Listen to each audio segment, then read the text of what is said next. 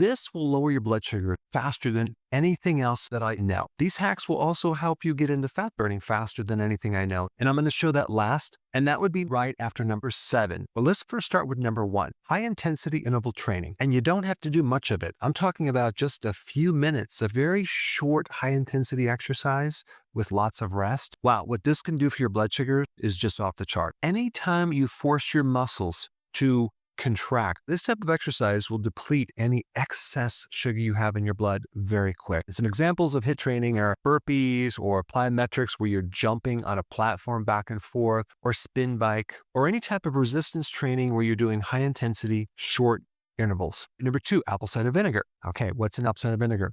Acetic acid. Acetic acid has the potential to slow down the spike of blood sugar after you eat sugar. Anytime you consume a high-carb meal, you should always follow it up with a little bit of apple cider vinegar. I recommend like a tablespoon or maybe like 8 ounces of water. Doing that right after a high-carb meal can decrease the blood sugar spike by 34%. This acetic acid and apple cider vinegar also helps the absorption of glucose into your muscles. Number 3 involves certain supplements. Berberine is one, considered a natural metformin. Metformin is a medication that helps with blood sugar, but the cool thing about berberine is it acts like metformin almost in equivalency with what it can do to your blood sugar without side effects. If we pair berberine with a couple other things, one would be NAC. You can reduce something called oxidative stress to be able to deal with this extra sugar. And if you're going to take NAC, I would take something like about 600 milligrams. So that would be a combination of berberine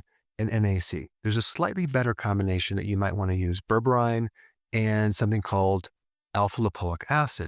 And so it can correct the damage from excess sugar on your nervous system. Now, this is just a little extra thing, but I wanted to just at least mention vitamin B1. When you consume excess carbohydrates as a cheat meal, you are going to deplete your vitamin B1 levels. What happens next is you start storing more of this sugar as fat, as well as causing you to have this nervous anxiety that a lot of people get after they eat sugar. If we're talking about a cheat meal, or you go off track, or you fall off the wagon with carbohydrates, don't forget about taking more B1. Number 4, this is something you already know, a post-meal walk. After you ate that carbohydrate meal, like let's say, for example, your friends and family forced you to eat it. Now you got to deal with this extra sugar. Go for a walk for about 25 to 30 minutes. You're not going to necessarily get into fat burning. You are going to basically burn off all this extra sugar that you just ate, that you don't want converting into cholesterol or being stored as fat. Literally forces the glucose in your bloodstream to be burned. Number 5 involves both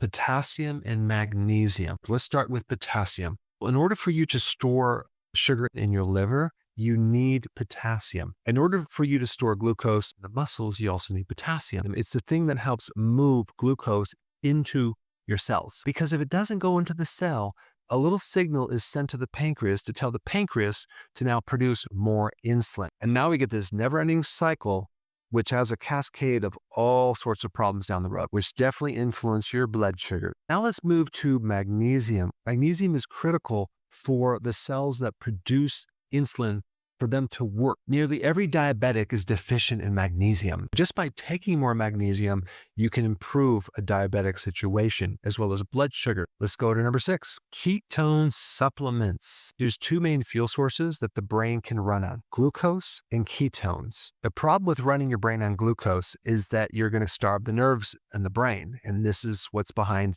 dementia, Alzheimer's, etc. But what they don't know is there's an alternative fuel, ketones, that the brain can survive on. The brain now has this extra fuel, ketones, to run itself on. That alone is going to decrease the need for glucose. So if you provide the brain with ketones, you instantly help the blood sugar situation of the brain, and the brain will start working better. It'll think better, less brain fog, less inflammation. Number 7, salt water. What's interesting about sodium is it helps prevent stress-induced blood sugar spikes. This is one of the reasons why people don't sleep, right?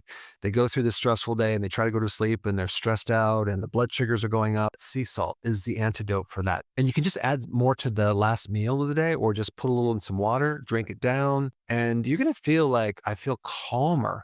You're going to sleep better. This is why a lot of stressed out people crave salty chips late at night. Okay, let's get to the most powerful way to help reduce your blood sugars really quick. Dry fasting. Now, wait a second. What's the difference between dry fasting and water fasting? Well, water fasting is when you're not eating anything, but you're drinking water.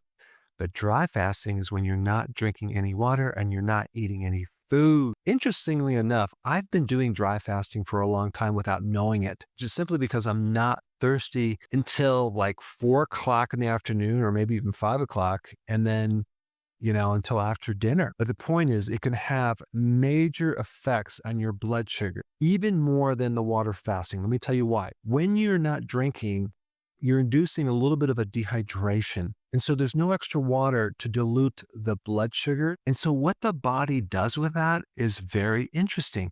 Your body will start to increase a certain hormone that does the opposite of insulin. So it's going to help your blood sugar. Also increase growth hormone. Dry fasting basically adds a little more stress to the body. It'll help produce all sorts of natural antioxidants to counter this excess stress that you're inducing on the body. So we get more transportation of glucose going into the muscles. We get a faster blood sugar drop level, and we switch to fat burning really fast, which I'm talking about generating ketones. But I think the biggest advice I would give you is to not cheat on your diet and to be able to maintain a diet that's low in sugar so you don't have to do any of these. Thanks for watching.